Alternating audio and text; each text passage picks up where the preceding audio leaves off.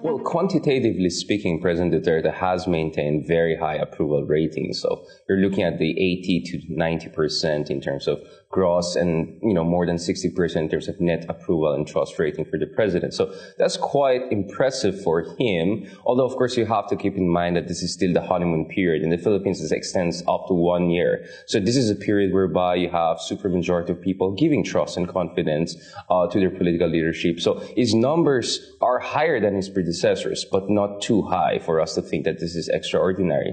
Nonetheless, I think the quality of support has changed, because in the first few months, it was a very passionate, I would even say fanatic support for the president. It was almost impossible for us intellectuals and people in the media to criticize him without getting, death threats and intimidation, among others. But now it's quite different. I think the quality of the support has changed in the sense that people are saying maybe he was not the kind of messiah we thought he was, that he's going to change everything overnight. He promised to get rid of crime and drugs in 6 months, but still we have to give the guy a chance. He needs maybe more time in order to effectuate and implement, structural reforms to take the Philippines through the valley of tears of the kind of foundational changes that are necessary to make the country have a much more inclusive kind of economic development and political system. Well, generally the thing with the populists is that they have certain tricks up their sleeve, right? With your business as usual politicians, after a year, people are going to begin to sour and they're going to say, where are all the promises that you gave us? With the populists, whether it's Donald Trump, whether it's Duterte, among others, their trick is that they can always blame the so-called establishment if something goes wrong. If you remember, both Duterte and Trump run on a anti-establishment kind of slogan, rejecting everything that the establishment was standing for. And their definition of the establishment is very amorphous. It could involve anyone. It could be the media, it could be intelligentsia, it could be foreign powers, it could be political opposition, it could be their predecessors. So whenever something goes wrong, populists have someone to blame. And the fact of the matter is that President Duterte has a very effective also propaganda machine. He has a huge support base, a lot of them volunteers, some of them are professionals. And then, of course, you have the usual organs of propaganda of the state. They're doing a very good job of, for instance, dominating the social media. The social media is completely dominated by supporters of the president. And that is why I think President Duterte, as long as he just does just good enough, just something to show, he can extend his honeymoon period beyond the 1 year period. And of course, if things go wrong, he can always say, oh, this is because of the sabotage of the elite and the establishment against me. And he can do that quite convincingly. And he has done that quite convincingly.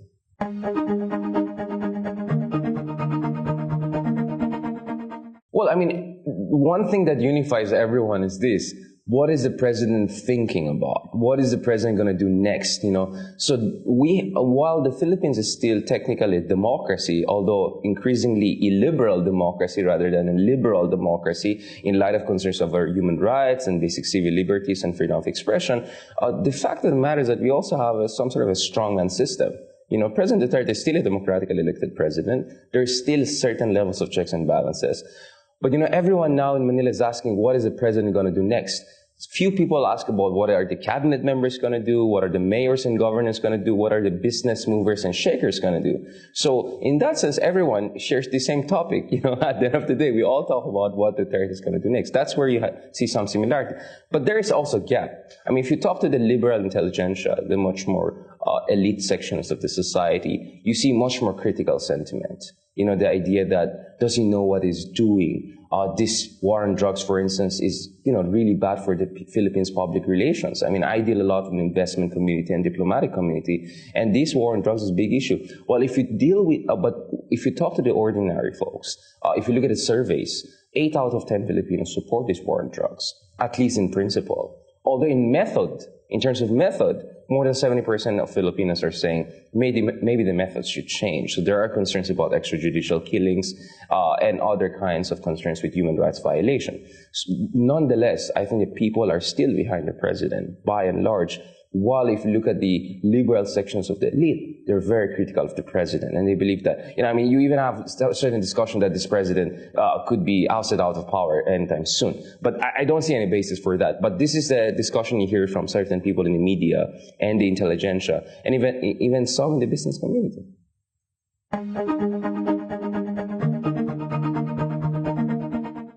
I mean, one of the biggest misunderstanding about Mr. Duterte is that people think he's pro-China, anti-American, so on and so forth. But I think that's a very simplistic, if not an erroneous way of looking at things. I think President Duterte just came into power with a lot of common sense, you know. He's not your most sophisticated guy when it comes to rhetoric. I mean, just to put it euphemistically. But the fact of the matter is that he realized that a country like the Philippines, in an increasingly post-American world, has to be much more pragmatic and transactional in its relationship with the great powers. So under his predecessors, particularly President Benigno Aquino, you know, the Philippines and U.S. had this special bond, and there was this presupposition that the two allies have almost perfect convergence of strategic interests. Now, with President Duterte, it's basically this: which superpower offers the Philippines more benefits? And whoever that is, at this particular point in time, we're going to have a better relationship with them. So he changed the relationship from a special bond with the U.S. into a more transactional one. That is revolutionary. Nonetheless, the idea that he's going to literally separate from America and the Philippines cooperation, security cooperation, and military alliance with the U.S. Discounts the basic fundamental fact that the security establishment in the Philippines is very much aligned to America. More than 70% of the weaponry of the Philippines comes from America. Much of its intelligence, much of the training, logistical support comes from the Americans.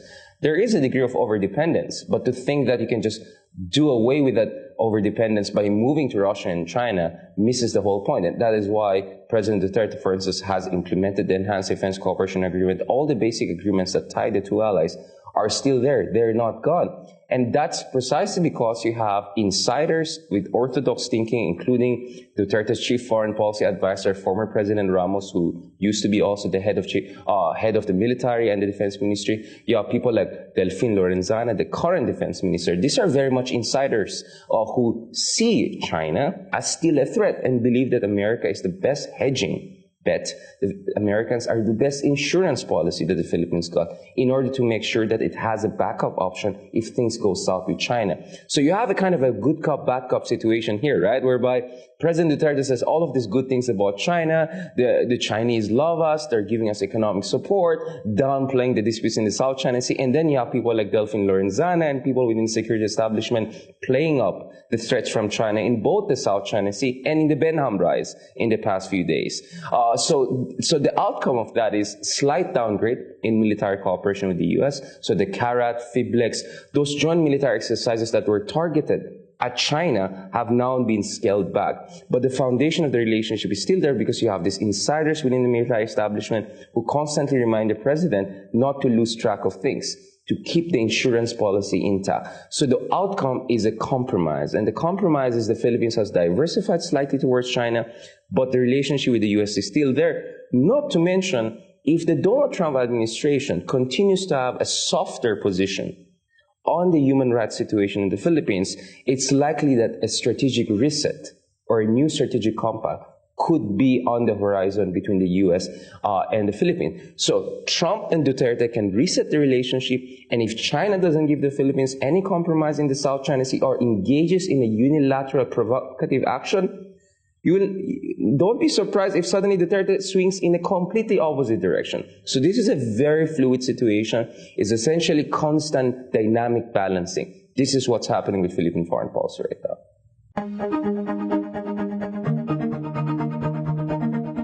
That's definitely how Duterte puts it, right? You know, we have the same personality. He said we're both foul-mouthed, although Trump is not as foul-mouthed as Duterte. But, you know, there's a sense that both of them are this anti-establishment, you know, strongmen, populists, you know, who have to stand strong, you know. So there's a lot of, I would say, psychological bromance going on between these two guys. But the fact of the matter is that it all goes down to what will America put on the table. So far, for Duterte, the signals have been fantastic. You had Rex Tillerson, during his confirmation speech in the Senate, constantly refusing to categorize Duterte as a human rights violator when he was grilled by Marco Rubio and other senators vis-a-vis the war on drugs in the Philippines. He skipped, for the first time, this has not been done in the past, the annual human rights report and assessment of the State Department. President Trump is not really known as an advocate for human rights is more known as an art of a deal guy who wants to make pragmatic arrangement with other countries. So there is a sense that under Trump, we could have a Reagan-esque foreign policy whereby strategic interests will be put above human rights and democracy issues. And Reagan is in the sense that the U.S. needs to push back against China and reassert its primacy in the region. And that will inevitably involve improving security cooperation with the U.S. because Filipino bases are so strategically located close to where the action is, in the Spratlys, in the Scarborough Shoal. So if Trump wants to ramp it up in the South China Sea, he will have to improve relations with the Philippines to get that necessary basing access. And in exchange, for sure, Duterte will ask America to take a softer line on the human rights issues and continue support for the Philippine law enforcement agencies and continue to give the Philippines economic and military aid that it has been dependent upon. So a lot of backdoor negotiations are going to happen under the Trump and Duterte administration. So it's beyond bromance. There's going to be also a lot of cold-hearted calculation involved there. Well, as we know, there's a lot of expectation that there will be some sort of a diplomatic breakthrough this year, whether in terms of the negotiation of a code of conduct or a framework of a code of conduct in the South China Sea, and also in terms of creating a more robust multilateral mechanism to fight against emerging threats like ISIS, for instance, possibility of ISIS looking at the establishment of a distant caliphate here in Southeast Asia, particularly in the troubled region of Mindanao in the Philippines, the home island of Duterte. And of course, third, how will the ASEAN concretely move towards establishment of the foundation of a common market? And not much development has taken place over the past few years. So there should be a lot of movement on all of those fronts. Nonetheless, the fact of the matter is that right now, I think the ASEAN and the chairman of the ASEAN, the Philippines, are in this kind of a twilight zone because the Philippines itself is divided. The president wants to make the South China Sea issue much more secondary and more focused on terrorism and the war on drugs now on an ASEAN level, and also talk about economic integration and infrastructure development together with China, while people within the Philippine Department of Foreign Affairs, people within the Philippine Media and Intelligentsia, in the security establishment, want the Philippines to leverage its chairmanship to put the South China Sea issue front and center. So now you have this internal debate going on in the Philippines. So on the surface, everything seems to be fine. It's just that no one knows what's going to happen. But behind the scenes, there's a lot of jostling happening there.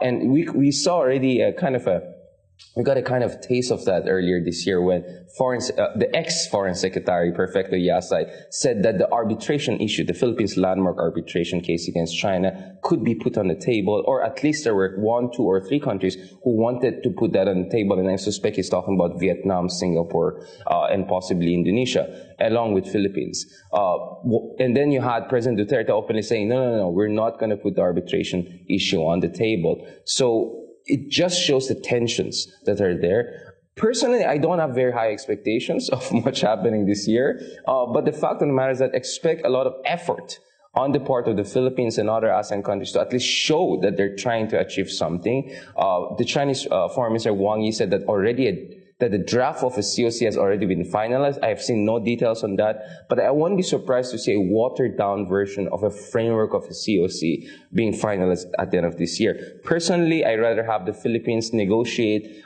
under minilateral kind of a strategy for a code of conduct with other ASEAN claimant states. So maybe Philippines, Vietnam, and Malaysia can sign a code of conduct, a full-fledged code of conduct among themselves, and then pressure the Chinese to come along. And of course, I think there could be some important developments on creating multilateral mechanisms in terms of intelligence sharing and joint patrols, among others, as far as dealing with Abu Sayyaf, ISIS affiliates, and the prospect of a distant caliphate in the Philippines is concerned.